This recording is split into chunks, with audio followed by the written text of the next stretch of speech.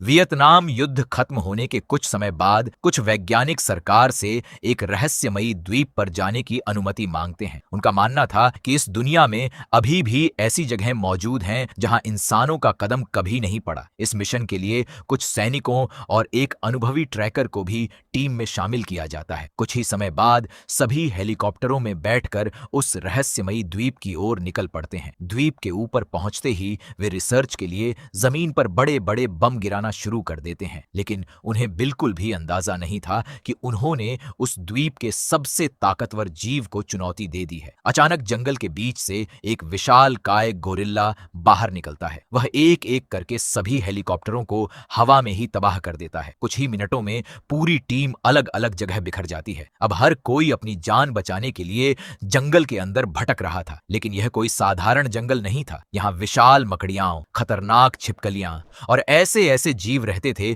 जिन्हें देखकर किसी के भी होश उड़ जाए। इसी दौरान टीम की मुलाकात एक ऐसे सैनिक से होती है जो कई सालों से उसी द्वीप पर फंसा हुआ था। वह उन्हें बताता है कि जिस विशाल गोरिल्ला को वे अपना दुश्मन समझ रहे हैं, वह असल में इस द्वीप का रक्षक है। इसके बाद उन्हें पता चलता है कि असली खतरा जमीन के नीचे रहने वाले भयानक राक्षस हैं, जिन्हें स्कल क्रॉलर कहा जाता है। ये राक्षस पूरे द्वीप को अपने कब्जे में लेना चाहते थे और कॉन्ग अकेले ही उन्हें वर्षों से रोकता आ रहा था। अब इंसानों के सामने सिर्फ एक ही रास्ता बचा था, या तो वे कॉन्ग का साथ दें या फिर उन खूंखार राक्षसों का अगला शिकार बन जाए। इसके बाद शुरू होती है इंसानों, कॉन्ग और उन भयानक जीवों के बीच ऐसी जबरदस्त लड़ाई जिसे देखकर किसी के भी रोंगटे खड़े हो जाएं।